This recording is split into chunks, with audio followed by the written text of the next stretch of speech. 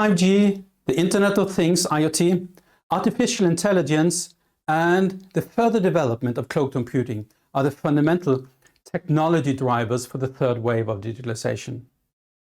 I will now review key properties of these technologies and show how the technologies interact to enable new useful services for society. Let's start with 5G. 5G provides a huge increase in the speed of the mobile internet. The speed can be tenfold compared to 4G and be able to reach 10 gigabit per second. This will make it possible to transfer very large amounts of data at super speed. With 5G, we're also getting lower latency, from about 30 to 50 milliseconds that 4G started with, to the goal of getting down to 1 millisecond. To achieve this, a lot of small, unstaffed data centers will be established locally around the country. This is what's called edge computing. The lower response time that will come with 5G makes it possible to monitor and control machines wirelessly and over distance in real time. We can also connect incredibly more things to the internet using 5G.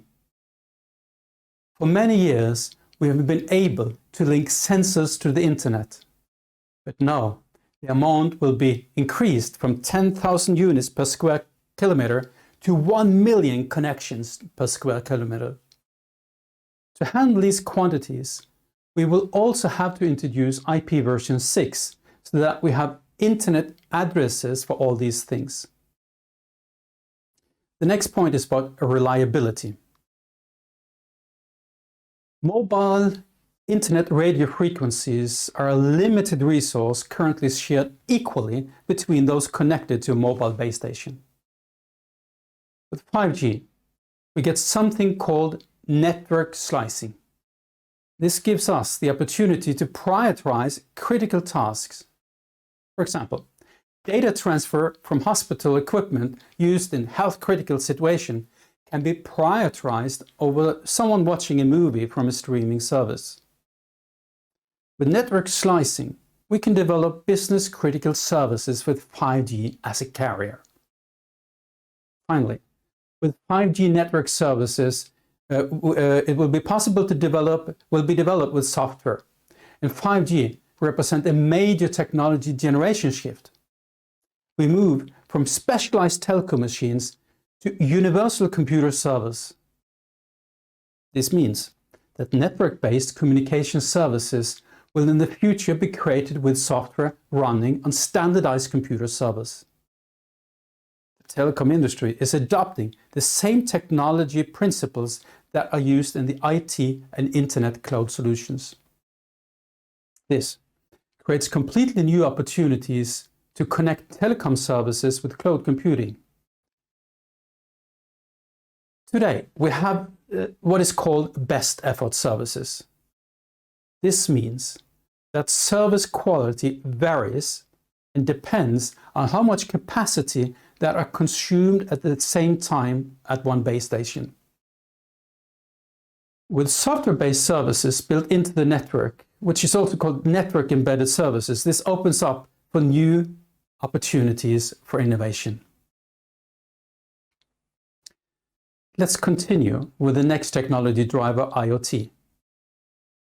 Such as gadgets or things that are equipped with computer power and can be connected to the internet. Inside physical things, we can now embed small transmitters that connect things to the internet, and data can be transferred both ways. When data can be sent to and from things over the internet, this offers the opportunities for controlling physical things over the internet and retrieving data from different things. This is the essence of IoT and is what enables us to connect the digital and physical world. We can have sensors that measure the environment, controls robots, drones, cameras, self-driving cars, boats, and other transport vehicles, and much, much more. I will return with more examples about how services can be developed and offered by digitizing physical things. No. We're going to focus on how the physical things will communicate with the digital systems that are in the cloud, and that is cloud computing. So let's look to cloud computing. When data systems are moved to the cloud, it's much easier to let different data systems exchange data. This applies both the systems that are located in the cloud and all the physical things that are connected to the internet and communicate with the computer systems in the cloud. Sharing of data between systems occurs through what is called application programming interfaces. Through these interfaces, data can be sent and received. We can start and stop data processing of tasks between different computer systems over the internet.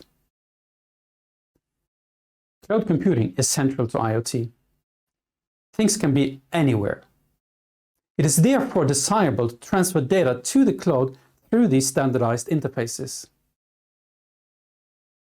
As we connect the physical world and the digital world, the amount of data will continue to increase at an insane pace. Being able to do something meaningful with these vast amount of data requires artificial intelligence. And we know, let's now go over to the next technology driver, AI. AI, or artificial intelligence, is essential to manage the vast amount of data now being generated in the world. But first, what is AI? The vision for many scientists is to create machines that can think and function as human brains. One can have many opinions on this, but for us, it's a more practical approach to think of AI as machines that have the abilities to perform specific tasks extremely well. Research on AI has been carried out for half a century, but during the last 10 years, there are 3 breakthroughs that have resulted in AI now having practical applications.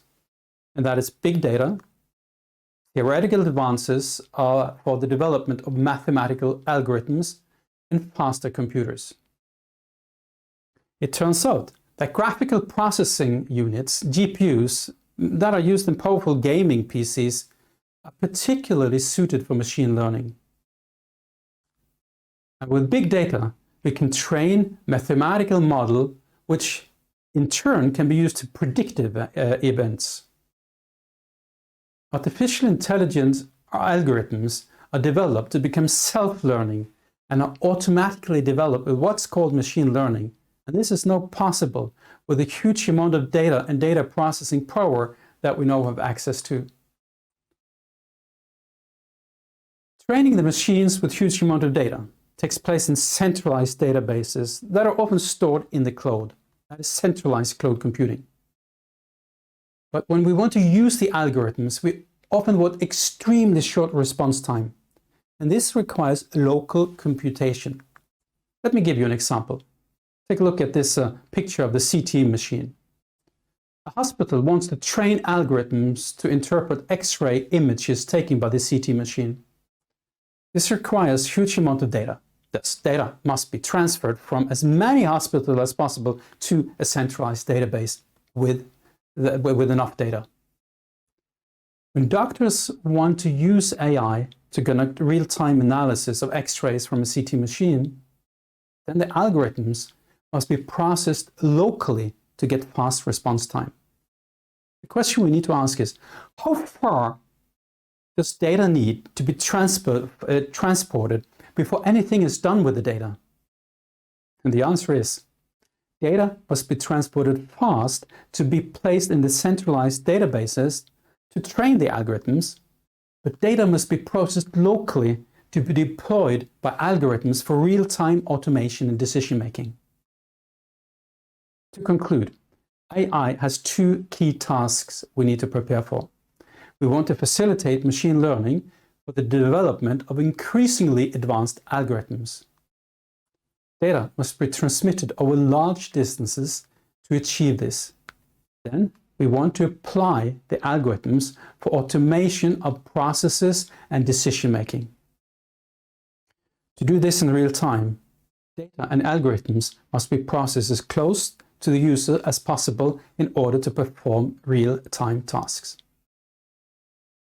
Let's summarize. 5G, IoT, cloud computing, and AI are the 4 key technology drivers of the next digitalization wave that connects the digital and physical world. Now, let's look at the opportunities this can provide for society.